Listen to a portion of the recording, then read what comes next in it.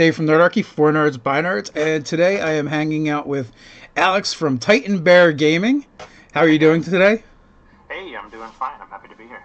And I told the story a little bit earlier of, when I was going through my feed through YouTube, I think it was, and I came across one of your thumbnails, and I'm like, hey, I know that guy, because when we had gone out to Burbank.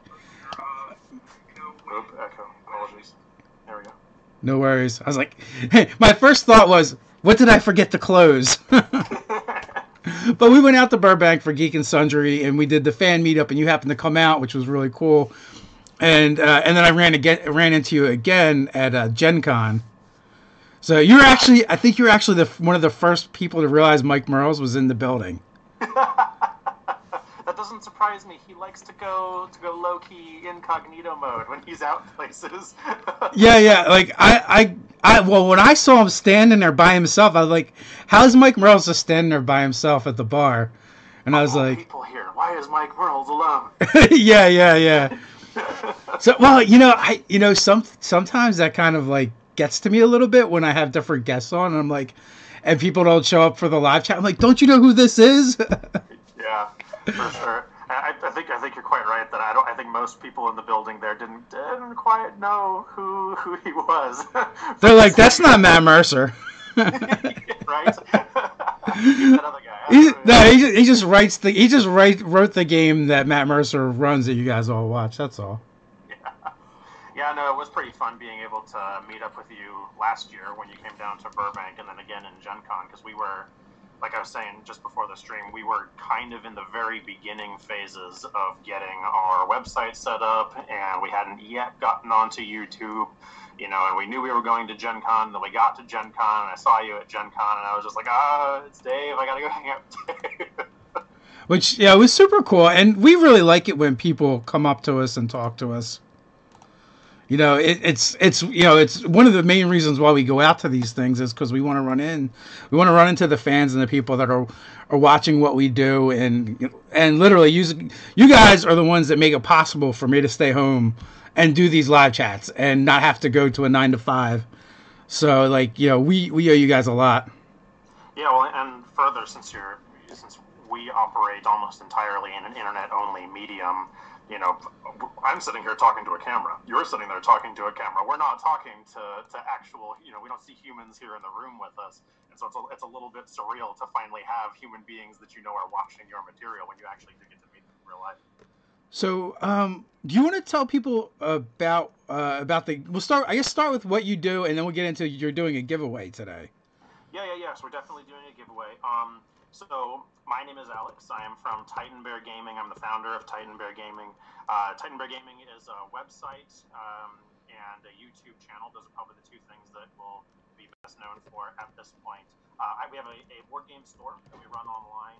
We sell board games. We sell role-playing games, trading cards, miniatures, dice, modeling, paints, pop collectibles, all of the usual goodness that you find at a normal local gaming store. We're just online and trying to compete in the online space. And we've also got the YouTube channel where I've managed to get a little bit of traction so far on the channel doing D&D related videos. I'm a big fan of Dungeons & Dragons. It's kind of my preferred medium in the hobby gaming community. And so, yeah, I put up some videos up there where I like talking about different class options, and, I kind of weigh in on what my reactions are and kind of an evaluation level of different kinds of class mechanics or new releases, unearthed arcanas that come out, stuff from Dungeon Masters Guild website, things like that. All right, guys, so I'm playing with the audio and trying to get it right. So before they said I was too loud, and now I'm too low. We'll get it eventually, folks. Yeah, we'll figure it out. So the link is, I dropped the link down in the chat, guys, so you can check out the giveaway and sign up for that. It is also in the description on the YouTube page. As always, all of Alex's information is in the description.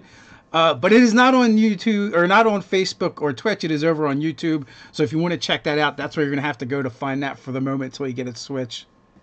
Unfortunately, if you want to find anything about me, I've managed to grab at Titan Bear Gaming on any platform, anywhere. I haven't had any kind of issues securing the username anywhere, so you can find me at Titan Bear Gaming everywhere.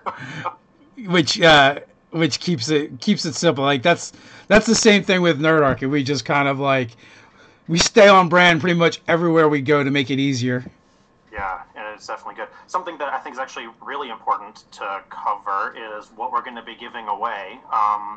So I think I set the timer on the Gleam giveaway to time out at 9:55 this morning, so just before the end of the hour. But for the giveaway that I wanted to do today, since we are a store that does board games and RPGs and miniatures and stuff, everybody loves miniatures, and I like making people's plastic addictions worse than they already are. So the giveaway that we're going to be doing today is a big set of miniatures for the Tomb of Annihilation release. I'm going to do 4 of these booster packs for Tomb of Annihilation from Wizards of the Coast. We're going to do 4 of these guys, and the promo set that came with it, which is this Tomb and Traps set that was released. Let's see if we can get a good focus in on this guy. Yeah. So this guy's got all kinds of nifty stuff that you may not otherwise be able to get in your local game store because they release these things in limited quantities. And so you can get this cool guy here that's got his open mouth face thing for the wall that's very iconic for the adventure and other stuff like this. So go ahead and enter into that giveaway. I think this is the first time that I've used Gleam, and so I think there's a bunch of different ways that you can submit an entry by like subscribing to us on YouTube and finding us on Facebook and finding us on Twitter and all these things. Click all the links within Gleam to file in one entry for each of them to give yourself the most chances possible. So most of the chat is about how I have a big mouth, I think. So, but yeah, guys, you know, click the link, sign up. That stuff looks really cool. I like the when I saw that set, I was really happy to see it was in there. And not only that, I like the fact that it's not random, so you like know what you're getting. Yeah, as far as the big guy goes, yeah, it's interesting because all of the different packs that Wizards has released through through WizKids, since WizKids is the actual publisher for the miniatures, every single time that they do a set for this, they have one for that they call their Monster Menagerie 1 and Monster Menagerie 2, and those are both for the regular Monster Manual for 5th edition. And then they've released one for each of the Rage of Demons, Rise or Horde of the Dragon Queen, you know, all the other ones they've done. Every single time they release one of these big promo guys to go with it, and sometimes they're cooler than other ones. There's one that I missed that I'm actually really upset about, which was during the Storm King's Thunder. That's one, Storm King's Thunder, where the promo was like a giant, actually, a huge giant that was super fat, and it was the one that wanted to like eat everything. And in the storyline, minor spoilers on that one, she was the one that thought that she could achieve a higher level in the ordning by consuming everything that she could find. So she was super, super obese. That was the one that was released for that pack. That was actually one of my favorite giants. It's a great concept. it was just so ridiculous. Yeah. So Titan Bear Gaming, where did the name come from?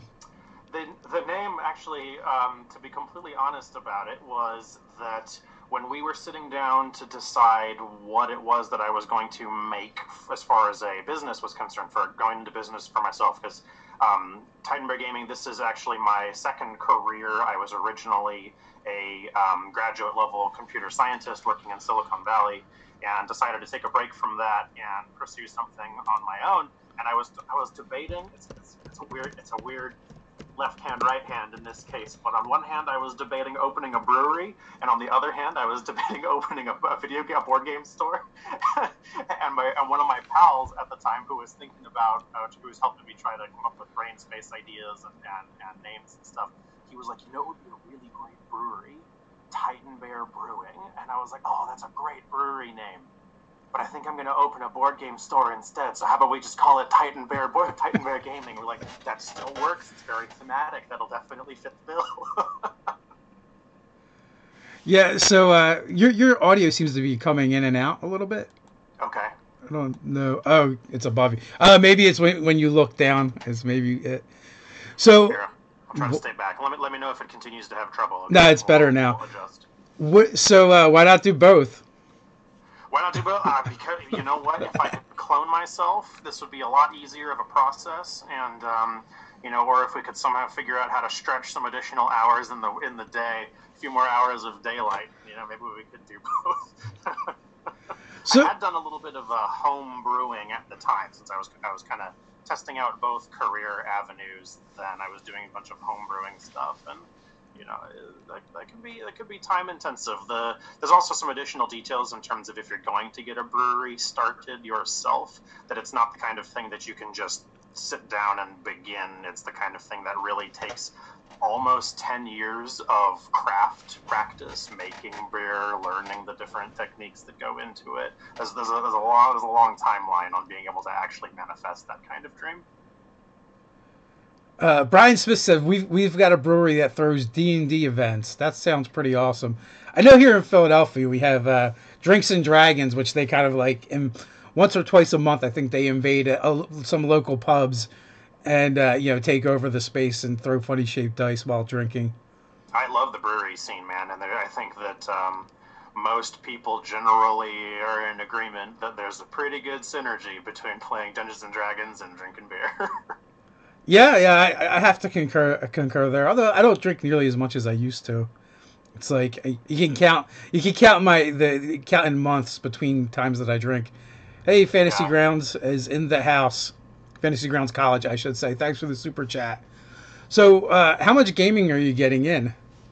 I get in some, less these days than what I was getting in before, since right now I'm really focusing on getting the internet store moving as much as possible and trying to get the traction necessary for that to really have that be a functioning economic back end before we get into a physical storefront here in Los Angeles.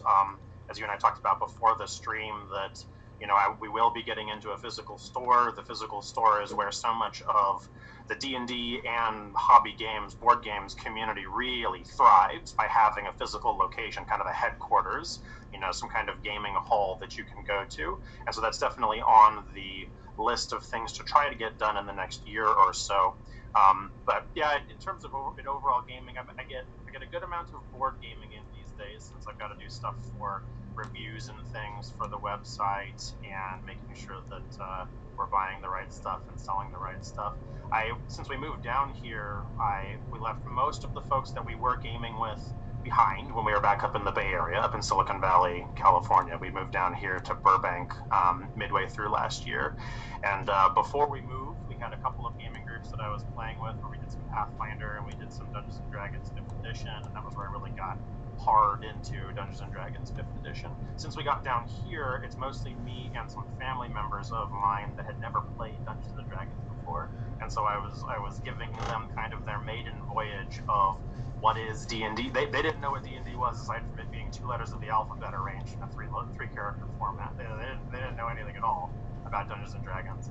And so I actually talk about it a little bit on the YouTube channel, that what I did to help them kind of get started, because I do feel like one of the vulnerabilities, one of the glaring deficiencies that we still have, as 2017 was a huge year for Dungeons & Dragons and Wizards of the Coast and getting new people into the hobby and all of that goodness, but there's still the overarching trouble of teaching people how to play when someone comes from a complete neophyte background, right? If they have absolutely no idea what this is at all, they don't know what the concept of a difficulty class is. They don't know what the concept of an armor class is. They don't understand that you might say that you're trying to do something in the game and roll some dice to see whether or not it's going to work out. And so I basically set up this thing for them where I boiled down character sheets to something really simplified, and I just said, pick this one, pick this one, pick this one, or pick this one, and we'll go into the garage and we'll grab you a couple of minis and we'll just give you a brief tutorial of what Dungeons & Dragons is. And so they really liked it. They had a really good time. I'm very proud of them. They did a great job in terms of picking up the basics of playing Dungeons & Dragons. And since then, I've been doing the necessary prep work to really launch them off on a longer-term campaign. So that goes to say something that we say a lot of times when people are like, how do I find a new group? Sometimes you just have to go out and drag people to the table, and you just have to be persistent until you get that group going. Yeah. Ian Trout has a question. Where in LA exactly are you looking for? As a local, I'd love to know. So we're over in Burbank right now in terms of where we are landed today. I like a lot of the Valley area here, the San Fernando Valley area. I think that we'll probably be trying to find a location that's either here in the Burbank, Glendale vicinity or a little bit further west into San Fernando Valley. I think that for getting into a physical space, I've got some pretty strong requirements in terms of what it is that I want to open up, because part of the motivations for creating this company and getting started with trying to be a brand name in the D&D space and in the board gaming space was that I wanted to create a place for the community to really be fostered, have a place where people would want to go, a place that's nice, a place that's kind of got the game cafe feel to it that's starting to spring up in various places around the country. And what goes hand in hand with that is also necessary levels of parking that goes with it, and that's kind of your biggest challenge for Los Angeles is in terms of finding an actual real retail space to land is for anybody that has found themselves trying to scope opening a board game store or something, because we are weird in the world of retail in that we need to have space for players to sit at tables and chairs and to be able to play with one another. You don't just need a retail space where you can put up products and stuff. You also need to have some kind of room for a gaming lounge or whatever, and that puts you in kind of a weird classification as far as the commercial properties that are available. I used to work for a game store a couple of years ago that took a very interesting approach that I made a mental note about this, which is tire stores. Places like America's Tires or Goodyear or whoever, they've got, and mechanic stores or like Jiffy Lubes and whatever. They're interesting because they have a room that is kind of a showroom that's carpeted inside and has desks. There has benches and a checkout counter and stuff like that. But then you've also got your garage bays over to the other side that you can use for your gaming spaces. And because it's for cars, there's tons of parking everywhere. So I'm keeping a special eye out to see if I can't take over some kind of gas station or an auto mechanic spot or a tire store or something. You're just waiting for a Jiffy Lube to go down. So we're still having dropping and rising. Okay. That's troublesome. So you said, I don't know if you can just bring your mic down and maybe that'll be better. Okay. I think my mic is now starting to come into the shot. That's okay. I would rather have it in the shot and hear you and have people be able to hear you than the other way around. True that, right? I might have to just switch to the other PC in order to make it happen. But let me know how this goes, okay? Okay, well, so far so good. But that's been the problem is it's weird because it'll like drop in and out, throughout. So I mean, I can still hear you, but I guess it depends on, where people are listening. Sure. No, the audio. The repurposed tire shop sounds awesome, Brian Smith. And guys, remember put put question in front so that I can see that it's a question, and I just like mash it together because I see Fantasy Grounds College has a question. Would you be interested in speaking after the show about? I will pass that one on, Fantasy Grounds, for you to Titan Bear. They're always headhunting for folks over there at Fantasy Grounds College, but I'll pass that on and they can reach out to you. Cool. And also you can find him on Twitter and DM him there if you want. Yeah, like we said before, you can find me anywhere at Titan Bear Gaming. I'm basically on. I think the only form of platform that I'm not on yet is Snapchat, and I have a Discord technically, but we haven't fired it up too much yet. But you can literally find me anywhere that you make an attempt, and you will find me somewhere. We have a Discord too. Things happen over there. It's a mystery to me. Yeah. Every once in a while, I get notifications on my phone, and I'll like poke my head in for a minute. But I was like, there's just so much media out there now. There's so many different platforms Some days It's a my little head bit wants to nuts. explode. Yeah, for sure. It's almost like, how do you manage to keep all the different things open, all the different communication channels open? And actually, what continues to surprise me, because I'm with you. I only just now figured out what Discord was and how exactly you use Discord, and I get it because it presents you kind of a different means of communication than what Twitter provides, and than what Facebook provides, or than what any other form of chat service provides. It is yet another different way that people have found value in being able to communicate with people. So, Spiel has a question. He wants to know about, or they want to know, I should say. They want to know what's their opinion of the newly announced Wizard of the Coast book, Mordenkainen's Tome of Foes. Oh, I am thrilled for Mordenkainen's, man. So one of the things that I liked most about Volo's guide when Volo's was released was that it wasn't just another monster manual. You know, we've got the original monster manual that has let me know about how my sound is doing. Okay, feel free to interrupt me if we've got issues. But the original monster manual was great, since we got just a huge plethora of stat blocks to work with, and that's great. But then we also get things like Tome of Beasts and whatnot coming in from the third-party guys to just give us bulk stat blocks, as many stat blocks as we can find. The thing that I liked most about Volo's was that Volo's focused, like the Wizards staff says, the Volo's focused on the early game monsters, on low power level monsters, but it gave you a depiction of their kind of ecosystem and their personalities of those creatures. Do they operate as solitary beings like a beholder, or do they operate in some kind of community, or in some kind of species, or some kind of culture? And what does that look like? What are the things that kind of drive the ecosystem and the overarching lifestyle of these monsters? And I thought that was just a tremendous contribution for both old players that have been in the game for a long time and kind of want to calibrate a little bit better to what the expectations are for 5th edition, but also for people that are brand new. I actually consider myself to be a part of the new guard for Dungeons & Dragons. I only got introduced to it after I had already graduated from college, and so I'm one of the folks that has come in this new wave of, you know, Wizards of the Coast managing to get online streaming and to get more of an internet presence and whatever, to really bring some new folks in.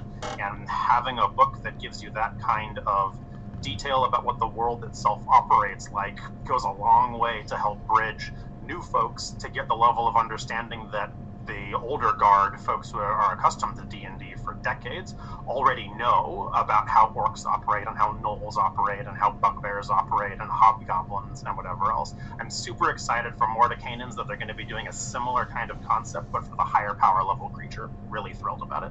Yeah, Volo's Guide is still my favorite book for 5th edition. The layout is great, and while Xanathar's Guide had a lot of cool stuff to add to the game, it's a boring read. Like, yeah. It's literally like, here are the things, and it's laid out. There's cool things in there, but it's boring to read compared to Volo's Guide, because, like, I was running hags in my game, so I read the hag section. I'm like, oh, this is awesome. There's a lot of good stuff to use in here lore-wise. The beholder section, some of the humanoids, and they give you the layouts. So that stuff is like, it's not only useful for your game, but it's actually fun to read it. Yeah, I totally agree. There was, I think it was Mike Morals. It might have been Jeremy Crawford, but posted a tweet sometime in the last couple of months where he was saying how if you're going to sit down and build your world as a dungeon master or whoever, and you are trying to plot out the different kingdoms or different factions or whoever that are going to exist in your game world, the map shouldn't be drawn by where's a mountain and where's a valley and where's a river. Your map is drawn by conflict. Your map is drawn by who fought who and who won and why were they fighting, and if someone was defeated, how did that affect their population, and what kind of other choices did they end up making? And so he really focused on this concept of conflict being a shaping ground for a world and a world's chronology. And I think they mentioned in the spot that they did for Mordenkainen's that Mordenkainen as an individual had kind of a weird preoccupation with the concept of conflict. And so I'm really happy that we're going to be getting some long format prose on, what kinds of conflicts exists within the presumed D&D world. Yeah, I'm still toying with whether or not we should do a video on it and talk about it, because I feel like there's already so much information out there. And I feel like I would just be doing a video of me collecting that information from all these other places that people done, like Cody from Taking 20. He's got like percentages and stats for stuff. I'm like, well, there's no need to figure that out. Cody already did. I would probably literally just cite the work that he did, in that video. And if you look, they're like, well, here's a handful of sub races that we know are going to be in there. Yeah. We're going to get 3 of the 4 elves they released. We're going to get the Gith. So, and I think there might have been maybe one more that they listed. It's like, so it feels like they're kind of telling us everything that's going to be in there fairly early. Yeah, it does feel a little bit. I'm hopeful that the meat of the publication is going to be in the definition of that conflict. With the almost like a history book of why were the elves fighting one another at one point, and who came out on top and why did they come out on top. I think that it'll be helpful as a case study for folks that make their own campaign settings to really get a good injection of how do you write this kind of game world. Fortunately, we don't have to wait terribly long either, right? It's set for May, isn't it? Yeah, it's not gonna. It's only a couple months away, and I believe they're gonna revisit the Blood War. They haven't even that hasn't even been talked about in forever. Oh, right. Yeah. Well, that was before your time. If you're essentially you're like, I don't even know what you're talking about. Well, I'm familiar enough a little bit with how that war operates, but that's definitely going to be one of the first sections that I'm looking at when that book comes out. Yeah, well, back when, like, during the Satanic Panic, they changed the name. They changed the name of Hell to Bader. And that's when they started with the Blood War between the Hells and the Abyss. So I'm definitely curious to see what they do with that, and if maybe they do away with the monster descriptions like they did in Volo's Guide, but instead they highlight each one of these conflicts. Like, it makes me wonder, will they cover the one between the goblins and the orcs in the afterlife? Like, essentially, the goblins and orcs have this Valhalla-like structure where they're locked in this internal war. Will they cover that? Are they going to cover the Blood War? They would, right? That's like I was saying for the Volo's Guide, where it talks about the motivations and practices of these people. That's definitely going to be one of the top motivating factors, is whatever their belief in afterlife looks like. Are they going to visit Lady of Pain? Are we going to hear something about Sigil? Yeah, that was actually something that. So my introduction into RPGs was technically Pathfinder.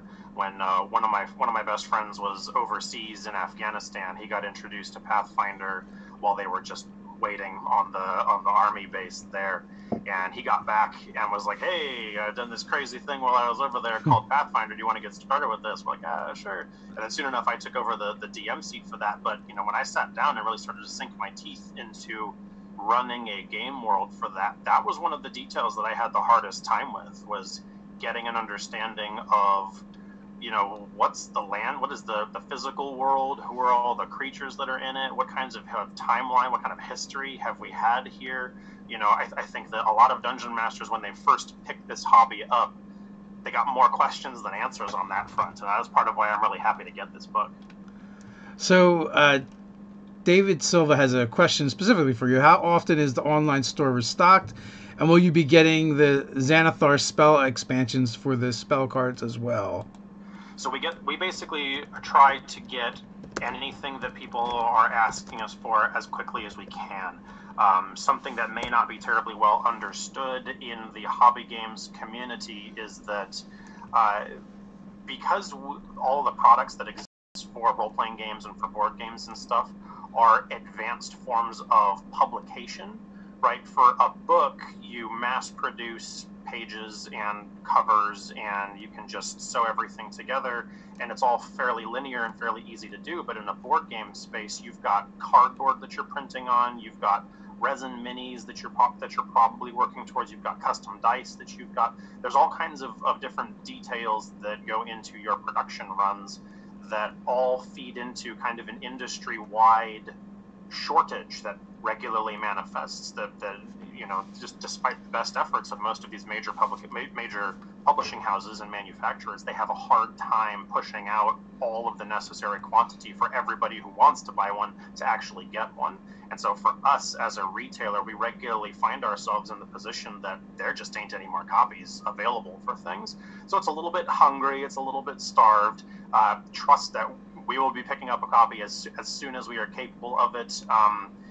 It's fairly easy to have a sense of which things people are really desperately interested in, and the additional spell cards for Xanathars is high up on that list, it seems like. Just like the other spell cards accessories, which if anybody's been watching my other videos on my channel, you know I am a tremendous fan of the spell cards accessory released by Gale Force 9. Those are a hot item that, man, if you can find some, take hold of those things, because there's not enough out there in circulation. I have mixed feelings about the spell cards. In theory, I really like them, and I own most of them, and I always forget to use them. Yeah. Now, is that because you already know the basic gist of what that spell should do? I would like to say that is why, absolutely. But, because I usually have to double check. Sometimes it's harder for us gamers that have been playing, especially if you have a memory like mine, that have played through all the editions, because, like, I don't know which version of Magic Missile. Like, I mean, I know that one for this edition, but, like, I've read 5 versions of Magic Missile. Yeah, and they're all tuned differently, and they've all got different nuances for one rule set versus the other. Yeah. Here's a question and from Shadazar, and I had thought about it and probably forgot about it again. But are you going to be getting the variant covers? And if so, how many? So the variant covers, unfortunately, the way that those are regulated, those go specifically to brick and mortar stores, places, people that have a physical location first. And so since we're just dealing in the online space, we don't get access to those. So those you still have to go to your regular in-person brick and mortar store to pick those guys up.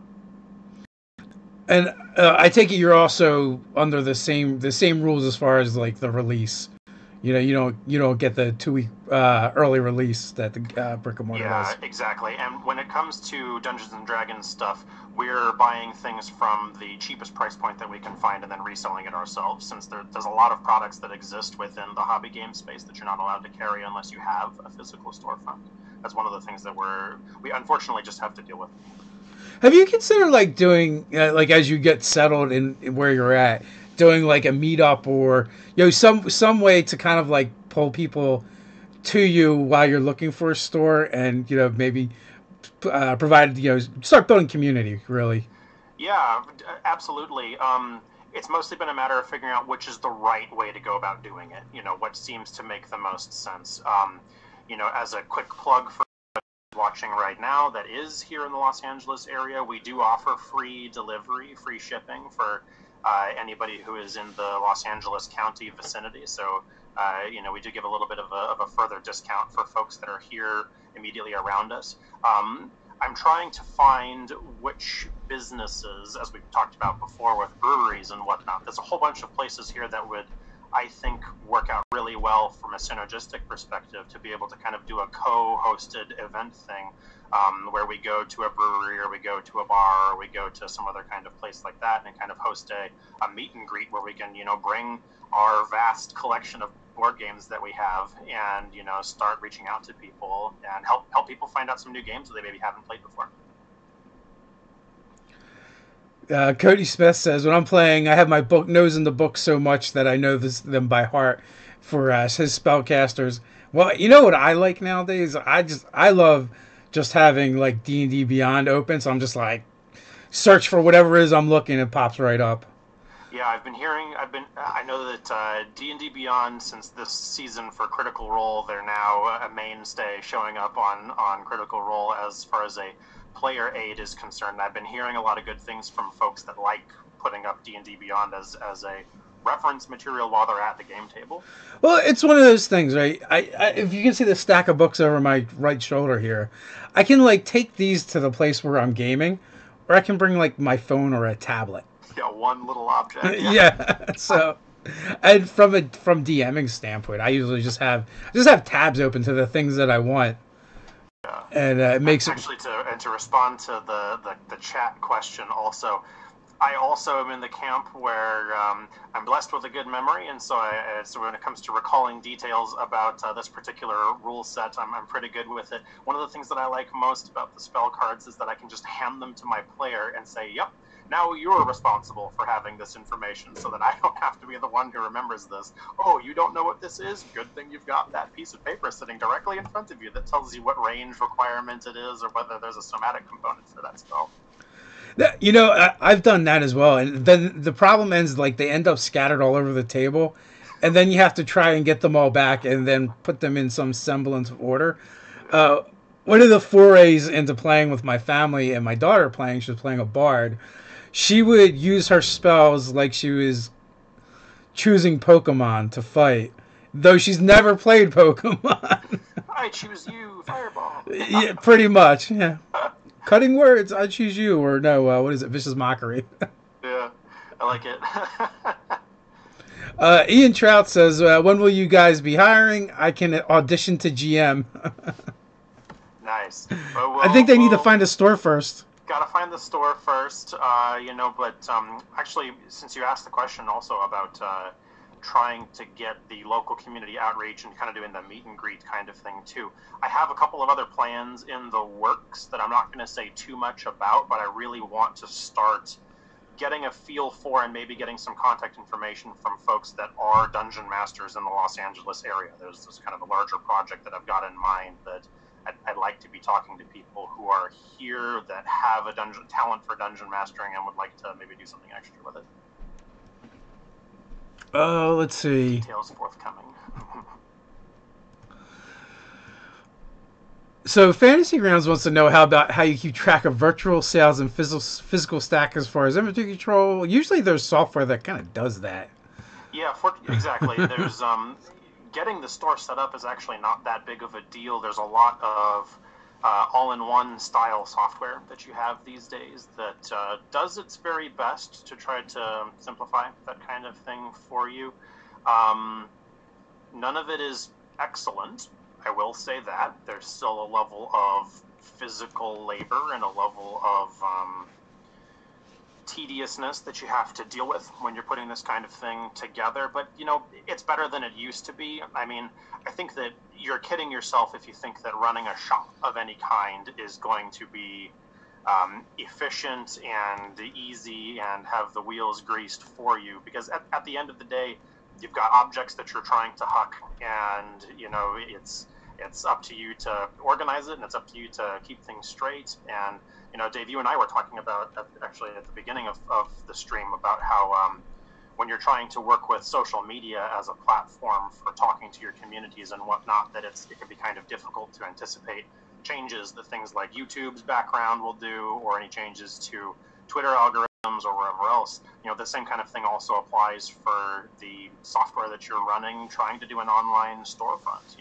The backing software that you're using might change underneath you, and you just got to do your best to keep everything moving forward, and to keep your sales portal open for your customers so that your people can find the things that make them happy.